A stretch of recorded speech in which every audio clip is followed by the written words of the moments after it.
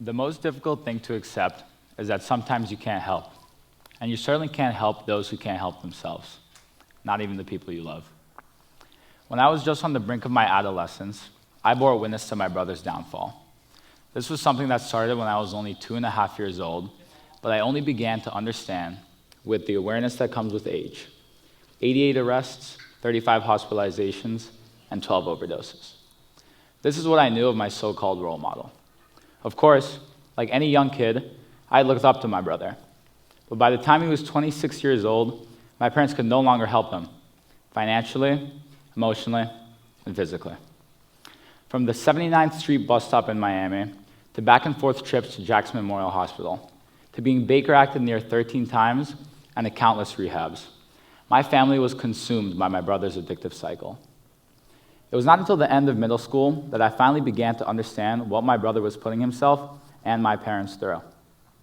Could you imagine, for almost a decade, my mother hardly slept for more than 3 hours on any given night. For me, this all seemed normal. This was a fact of life. Actually, it's more normal than you think. In the US, about 22 million people over the age of 12 suffer from substance abuse, or a staggering 1 in 10 adults. And this problem does not discriminate. It's a problem that, unfortunately, many in this room will have to confront one day too. So you may be wondering, how did it start? What could we have done differently as a family? Whose fault? Who's to blame? Who is responsible? I was born in Detroit, Michigan, in the small suburbs of West Bloomfield, the only child in our family born in the US.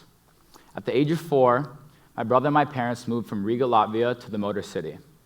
Although Detroit is forever gloomy and dull, everything seemed to be going well. Both my parents were engineers, my mom working for Classic Design, and my dad at Yazaki.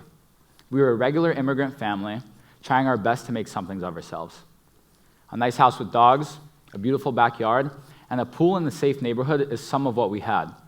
But beneath this seemingly perfect vision of the American dream is a more tragic tale. My brother Andrew is actually my half-brother, yet he played such a crucial role in my youth that it would be fundamentally impossible for me to consider him anything less than my true brother. Although we don't share the same last name, we shared our home, we shared our parents, and therefore, it only feels right that I also share some burden of responsibility when it comes to his downfall. Or at the very least, a sense of survivor's guilt. Why him and not me? I would come to learn that 9 years ago, Andrew's father committed suicide. My mom never told him. My brother was never really interested in the whereabouts of his father. And it was exhausting for my own dad to fill that void, whether Andrew knew or not. I knew nothing of this until the beginning of high school, but my mom told me as things started to get worse with Andrew. She began to wonder whether her first husband's chemical imbalances that brought himself to bleed out in his own bathtub, whether that kind of depression was passed on to his son, my brother, Andrew. Is that what started his substance abuse? My brother, losing touch with reality, started with severe panic attacks, severe social competence, and severe body dysmorphic disorder. My brother suffered from all of these. My mom held on to a memory of when Andrew was just 12, they had gone for a yearly physical. As surreal as it sounds, she told herself while waiting for the doctor how lucky she was to have such a perfect child. But just 1 year later, all hell broke loose. What followed were bouts of schizophrenia, mania, paranoia, hypochondria. My brother was a hypochondriac. He was diagnosing himself with illnesses before they even started. The schizophrenia had him so out of touch with the reality that he began to fear his own bed, even household items. My family would come home to our living room completely destroyed, walls broken, and furniture at the bottom of our balcony, all because he was supposedly hearing things. At the age of many of us here today, he was a regular at psychiatric hospitals.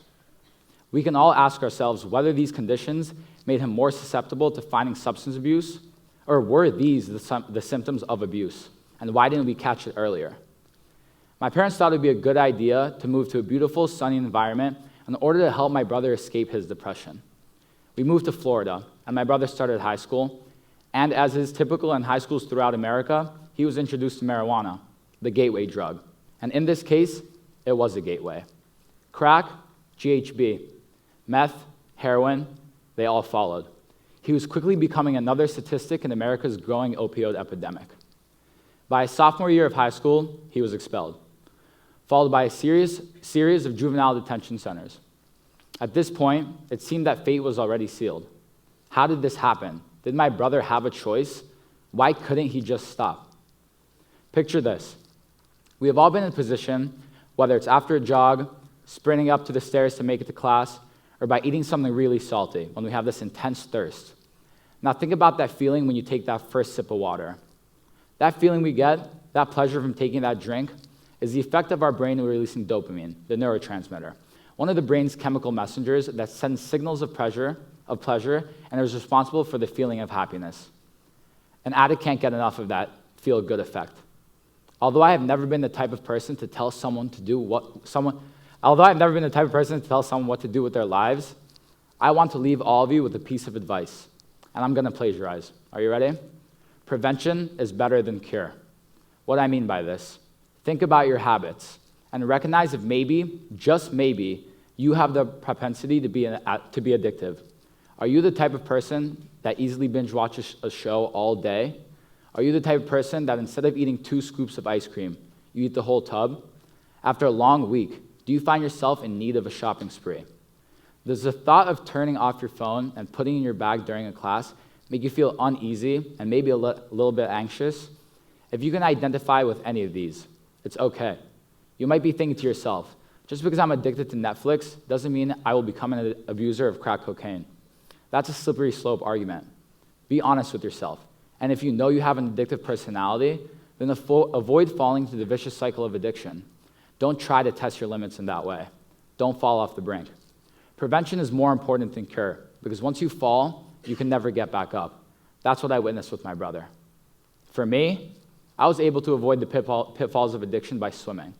I knew that it was possible that I had a genetic predisposition to these addictive traits because of what had happened to my brother. Swimming has saved my life in a way. It allowed me to channel all my anxieties and frustrations and use them in a productive way.